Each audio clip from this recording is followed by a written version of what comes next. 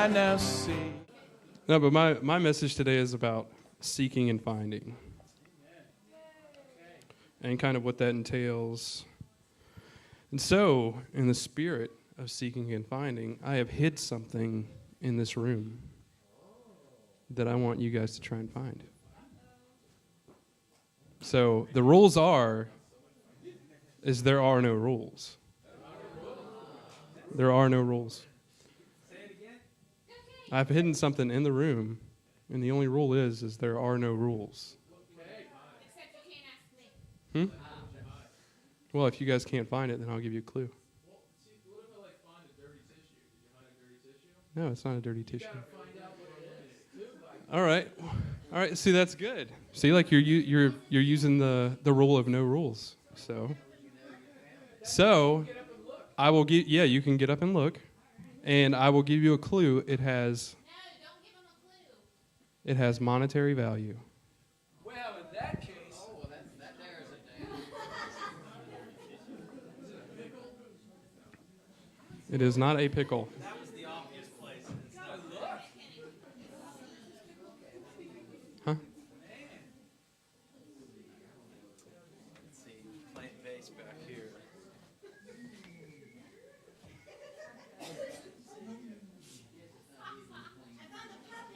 No, it's not a puppy.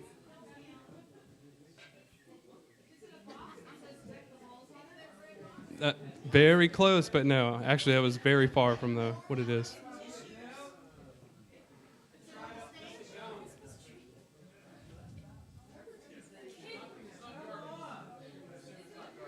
All right, I'll give you guys another clue. You guys ready for clue number 2? Clue number 1 was it has monetary value.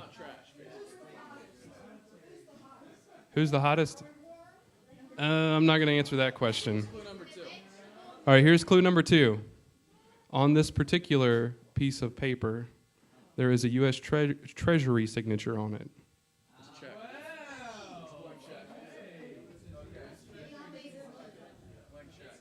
And it is somewhere in this room. I'm not messing with you guys. It's in here, and whoever finds it gets to keep it. Yeah, oh, okay.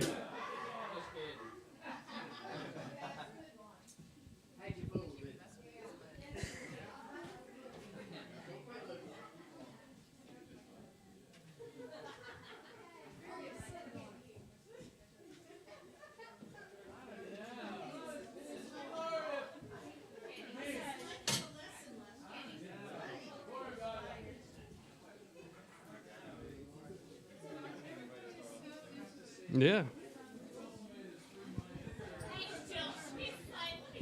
Yeah, Angel's trying to destroy the sanctuary to find it. So we have that.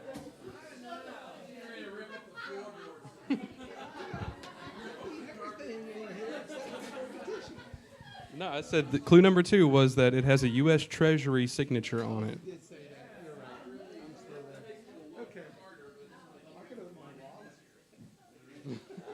That's what Ronnie did. He pulled out a $20 bill. All right. You guys want me to narrow it down? You want another clue? You guys want another clue? All right, here's clue number 3. Everyone listen. It is not on the floor. It is not on the floor. No surface that is connected to the floor will it be on.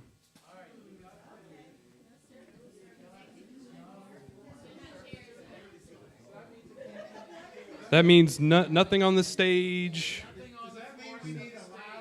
Nothing on the stage.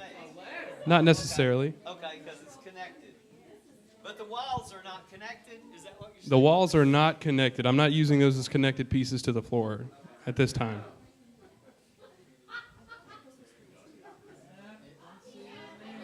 Oh, look at Ted. Ted found it.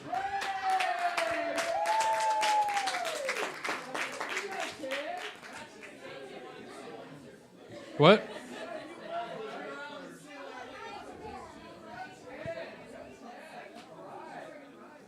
Good job, Ted, and you are now the proud owner of 5 American dollars.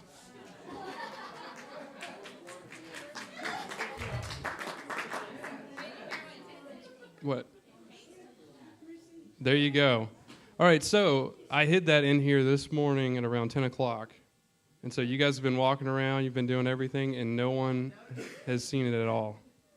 But when I told you about it, when I told you about the first clue, you guys, you try to look for it or whatever, then I say it has a U.S. Treasury signature on it. What does that make you guys do? Yeah, it makes you want to look more. All right, so it's a way of drawing you guys into the game. And so Ted actually found it, so that was awesome. Good job, Ted. I was actually expecting it to go a little bit longer, but so the whole purpose of seeking and hiding, there's 4 main principles that I have found in this topic for myself. And that is action, perspective or mindset, responsibility, and cultivation. Action, mindset or responsibility, mindset or attitude or perspective, responsibility, and then cultivation. So seeking requires action. That's what you guys did when you got up. You were seeking to find what I had hidden. So it requires an action of getting up, because if you don't get out of your seat, you won't find it. That's right. And many people believe that this walk that we are on, they believe that we're not on a walk at all. But they believe that Christianity is kind of like the stationary airport escalator. So you get on the escalator and you just sit there and wait, and then God's grace is supposed to carry you. Ooh, that's good. And so Romans 6:1, I believe it's up there. Yeah. What shall we say then? Are we to continue in sin that grace may abound? By no means. And so when we approach Christianity with this aspect of standing in one place and waiting for God's grace to carry us through, then we inadvertently believe that we're no longer on a walk, but we're just kind of on a stand and wait. And so we don't move forward.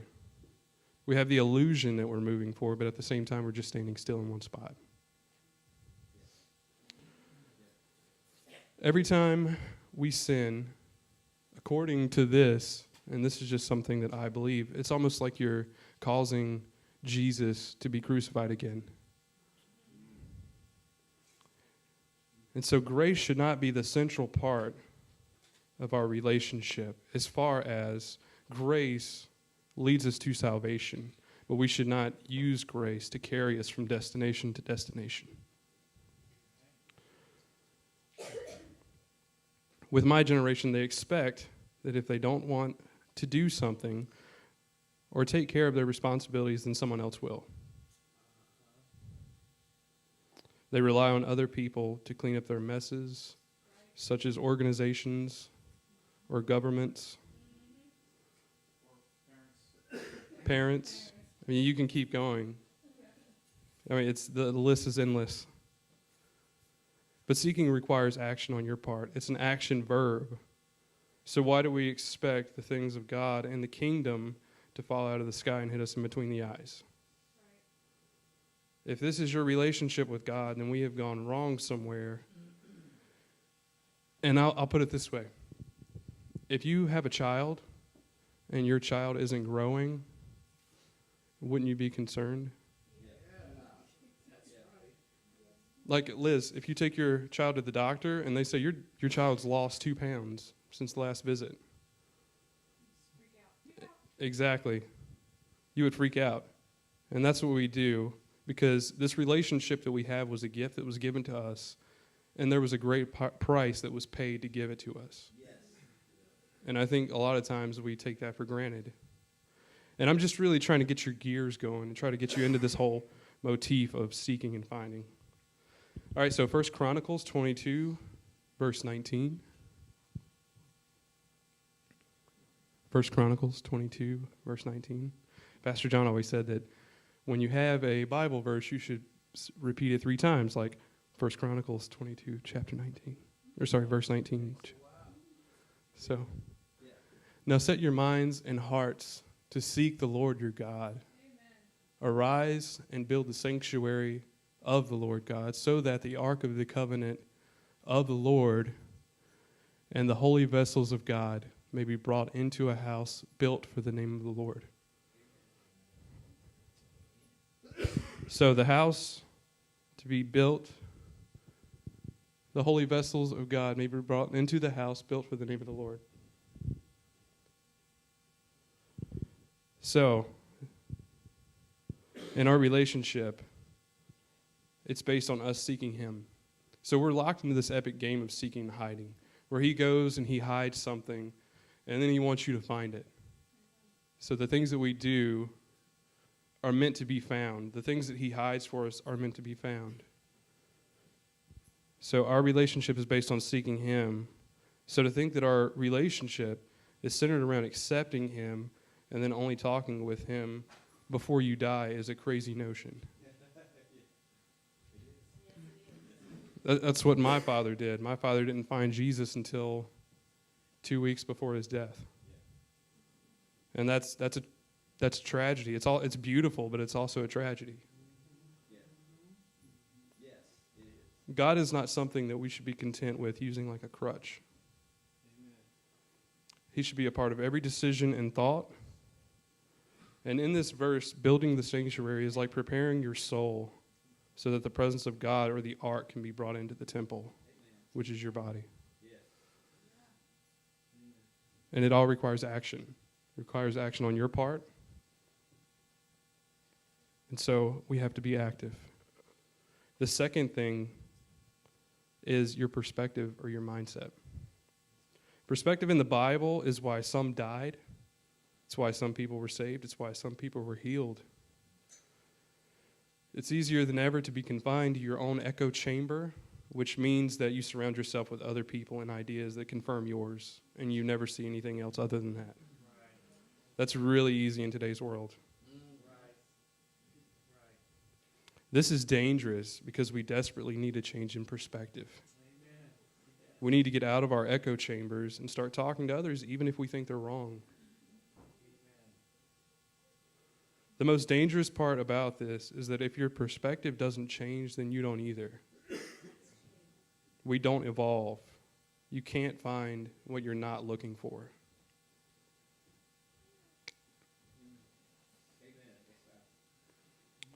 Your healing, if you want healing for something, an issue or problem of the heart, your healing can only go down as deep as your awareness of your problem. So if I think that I have a surface level issue and I get healed, I will get healed from this surface level issue that I have inside. But if I really inspect myself and I really go into my own heart and really try to seek out what the root of the problem is, then I can get the root of the problem.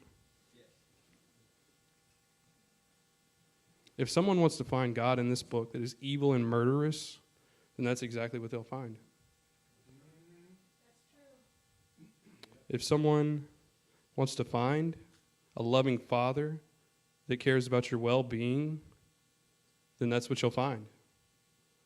It all has to do with your perspective and your mindset.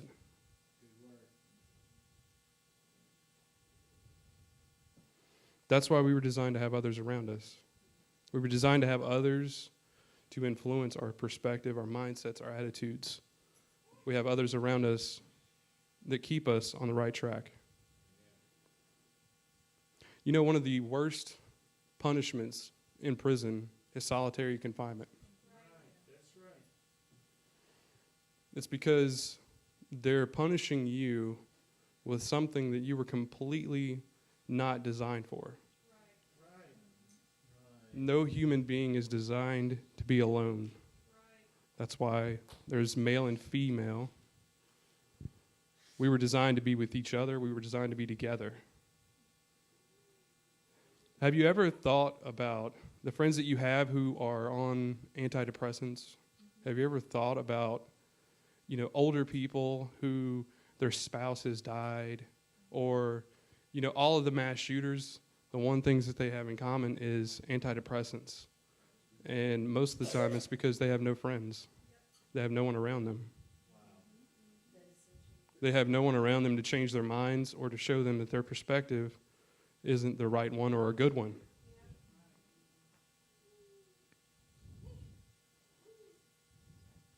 So our mindset, we can develop depression. We can develop all these mental issues if we don't have other people around us, because that's what we were designed for.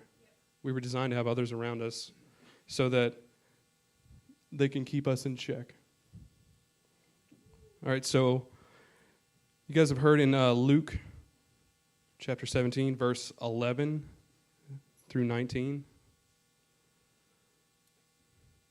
Jesus cleanses the 10 lepers. I know you guys probably all know the story. 11 through 19. Chapter 17, verse 11 through 19.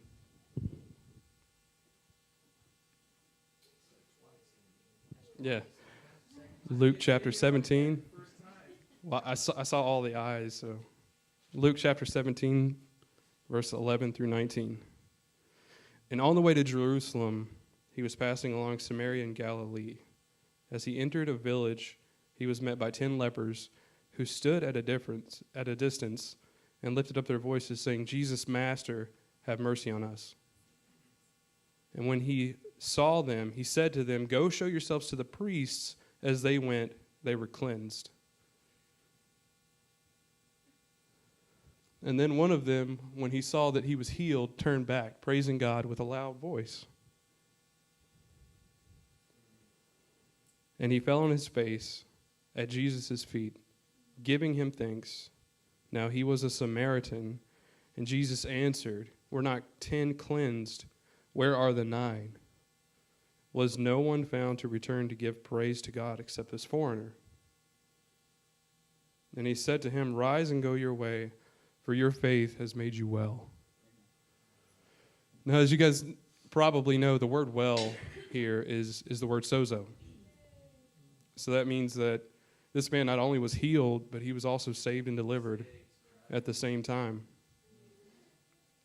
So he was the only one out of the 10 to be made well or to be made whole. And it was all because of his perspective. He had a different perspective than the other 9 as far as Jesus went. You know, my mother was never one for church, but she would be very quick to say, the Bible says, honor your mother and father. And if you guys know my mom or father, you'll know that they are 2 of the most pessimistic people on the planet. They are so incredibly negative. There's so many times where if I told them I was going to be home at a certain time and I didn't get there, then they would immediately think that I had died in a car accident or that something was terribly wrong. And so my mom, at this point, she wanted me to call her at just about every stoplight that I hit, just so that I would let her know where I was. And I don't know why, because my entire world was Chick-fil-A where I worked, home, and this place. That was the only 3 places I ever went. We would come here for all these events and everything else. I'd go to work. That was it. That was the only places I went. And so I told her, I said, if I'm not at work and I'm not here, then you know I'm at church. And so that didn't really help out. She still expected me to call every stoplight. It was the time between those places she was concerned about. Yeah, basically. So I counted out, there's 13 stoplights between where my parents lived and work. So one day I decided that I was going to call her every single time I hit a stoplight. So I did it, and she got really annoyed. So it worked like a charm. But one of the last conversations I had with my dad before he passed away was one of the most powerful conversations I'd ever had with anyone, and I didn't even know it. I didn't know it until afterwards, because my mom told me the next day about this conversation. And one day, you know, my dad, he liked to cuss a lot, and I mean, basically, if he was talking to you, he would use like 3 curse words in one sentence, and that was him. But he was just so angry, and it was about something that was so small I can't even remember what it was. It was about some situation that was so small, and he looked at me. I said, "Dad," I said, "Stop it." And he said, no, but you don't understand. And I said, yeah, I do understand. I live life just like you do. I was like, I understand that, things get in the way. Things don't go your way. I said, stop it. Don't sweat the small stuff. I was like, you can't let life steal your joy. And that was the main thing that he took away from that conversation.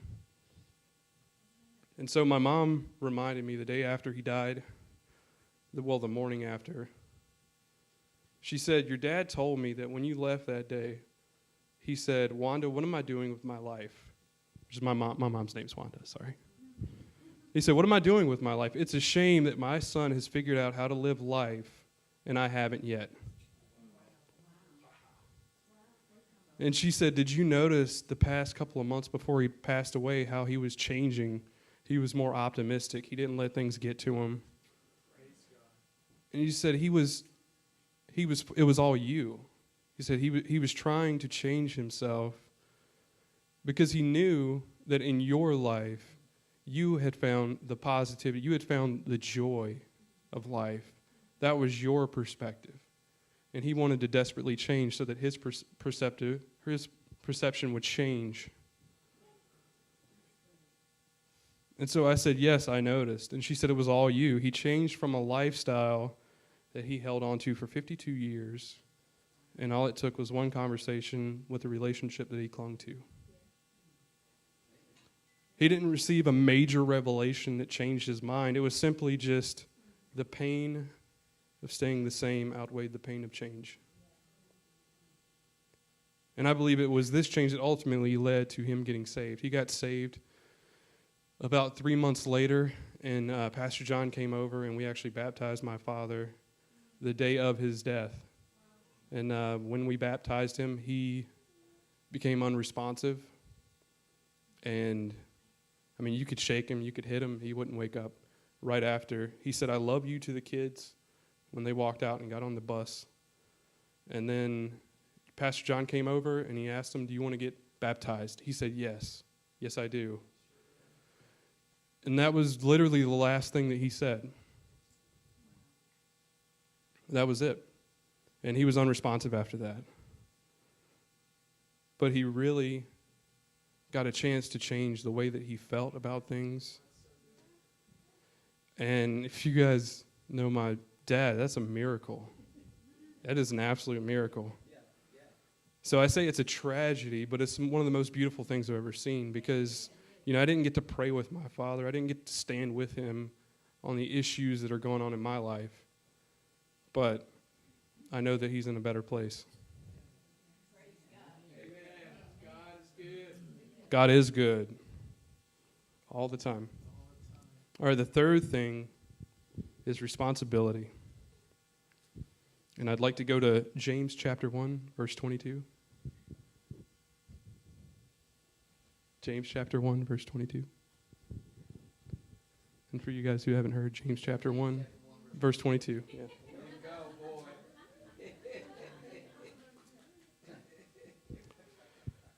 But be doers of the word, and not hearers only, deceiving yourselves. For if anyone is a hearer of the word and not a doer, he is like a man who looks intently at his natural face in a mirror, for he looks at himself, goes away at once, and forgets what he looks like. In this verse, we see ourselves in the mirror, but we walk away and we don't remember what we look like. And I know you guys have never done that. You've never heard this life-changing message in church and then stepped out with the best intentions of the world to go out there and change the world just to come back all beaten, battered, and bruised next Sunday. I know none of you guys have never done that. You guys all just go out and change the world.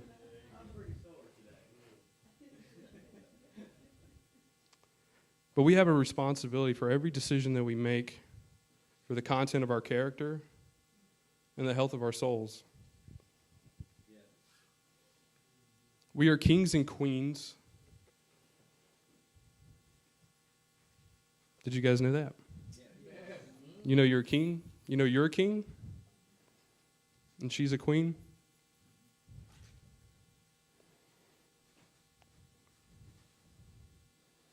We are kings and queens.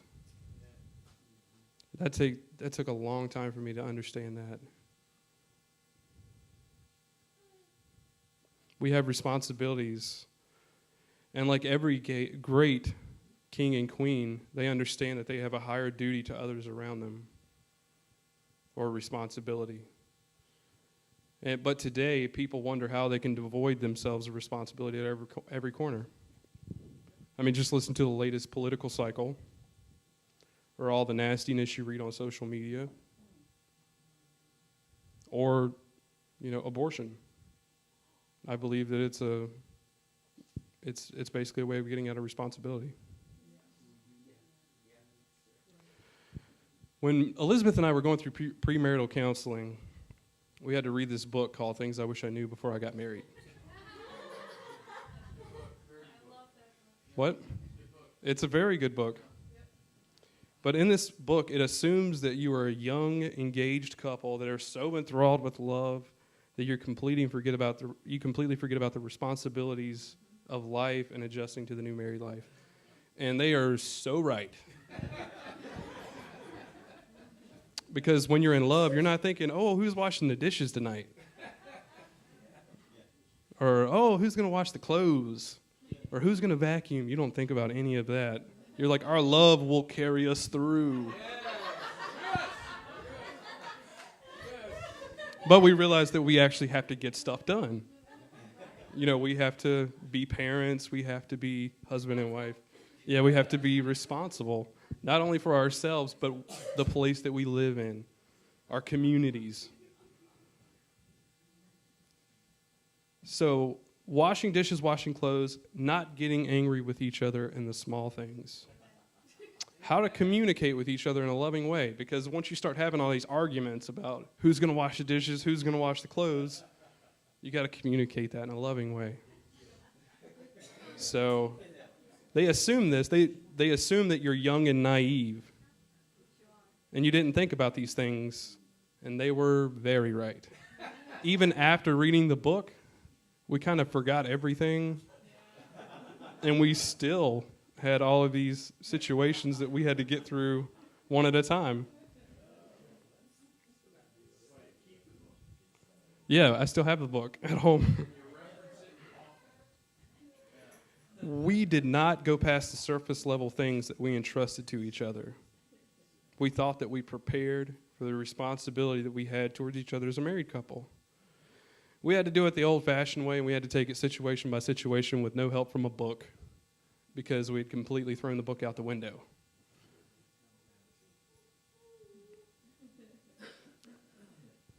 So the responsibility to go deeper into the things of God and that He has revealed to us.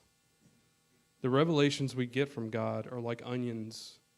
They have many layers. So you can... One of the examples that I use is love. When God shows you something about love, you're like, oh man, I got it. I know it all.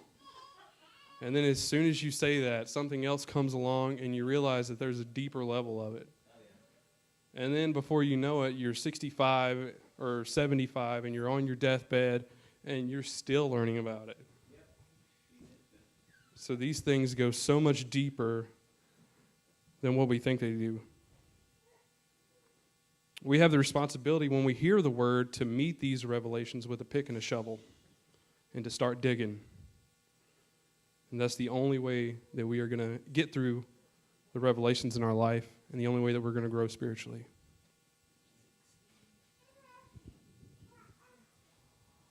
Bruce is my assistant for today. He's awesome. Speaking tongues over there. All right, so the last and final point is cultivation, and everything centers around this aspect of cultivation. So what is the definition of cultivation? Does anybody have a definition they'd like to throw out?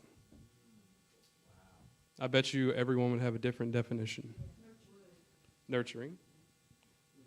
Right? Churning the soil. Yeah.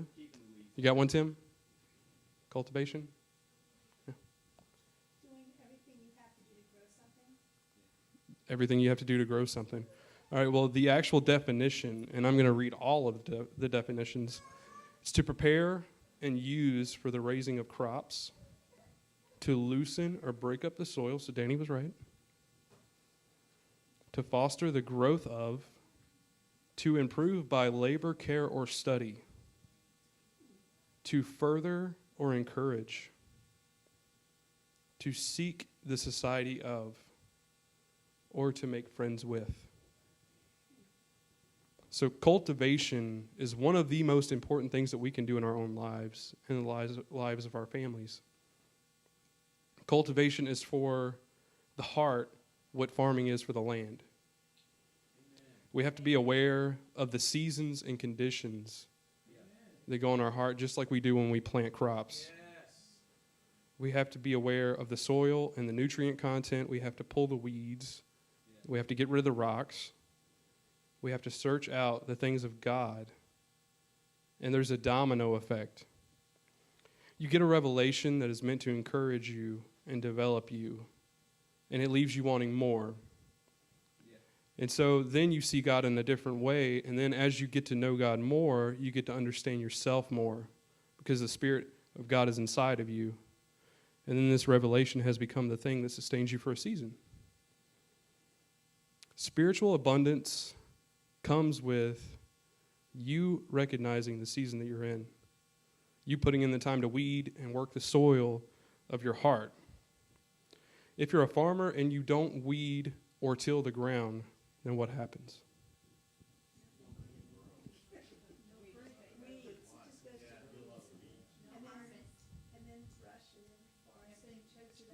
It gets hard and no fruit too.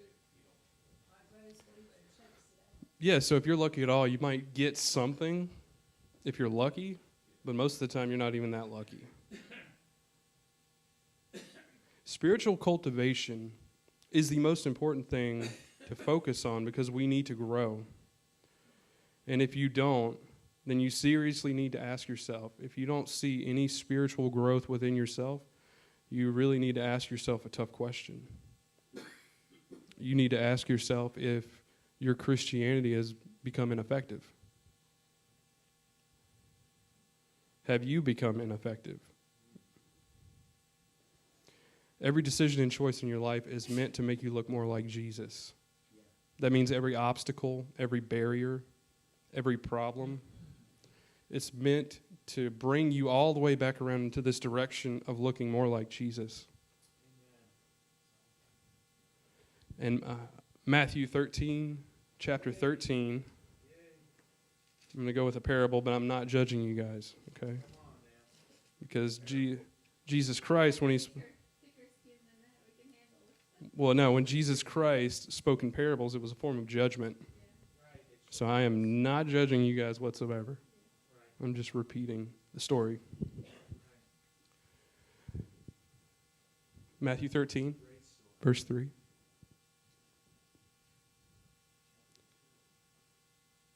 All right, a sower went out to sow. And as he sowed, some seeds fell upon the path, and the birds came and devoured them. Other seeds fell on rocky ground, where they did not have much soil, and immediately sprang up, since they had no depth of soil, and when the sun rose, they were scorched. And since they had no root, they withered away. Other seeds fell amongst thorns, and the thorns grew up and choked them, while other seeds fell on good soil and produced grain, some 100-fold, some 60-fold, some 30-fold. He who has ears, let him hear. So that last part, he who has ears, let him hear, it means listen, like listen up. So I've always been baffled by why there's 100-fold, 60-fold, or 30-fold in yields. And I believe that spiritual abundance is directly related to how well we cultivate the gardens of our souls. Some people are more hardworking. Some people are more diligent.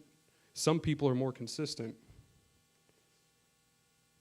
And I heard recently that hard work beats talent unless your talent is hard work.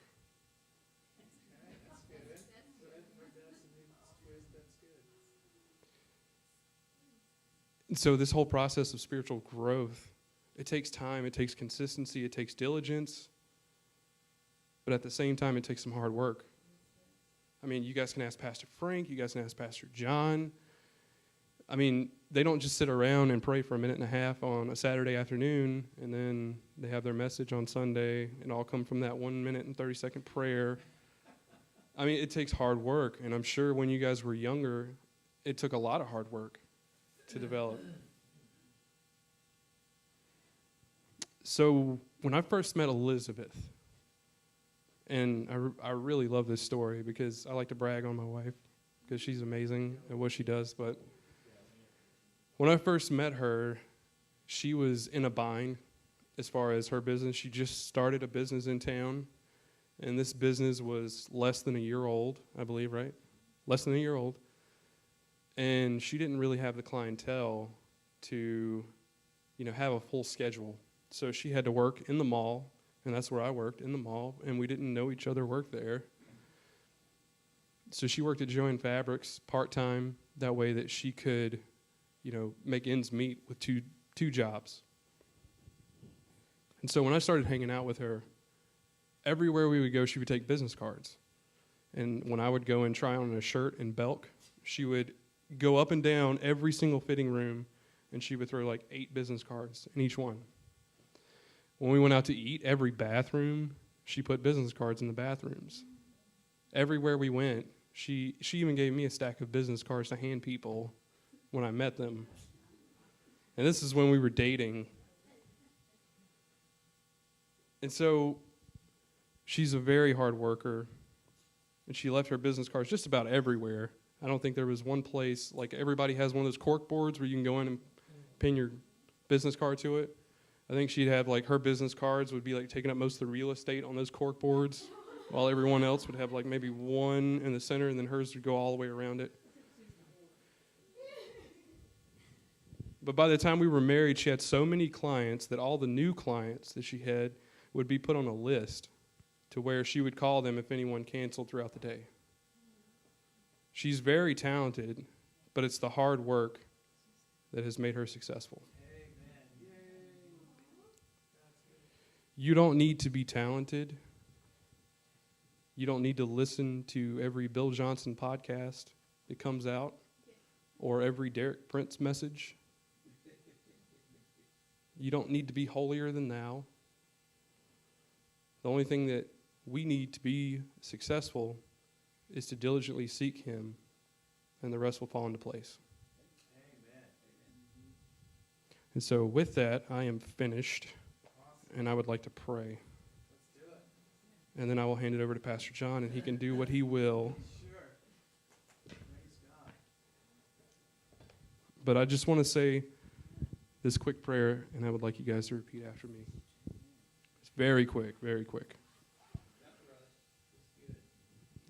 Lord God, on the shores of my soul, I give you permission to do your will. Amen. Jubilee, Jubilee, this is the year of Jubilee. Lame now walk, blind now see, this is the year of Jubilee.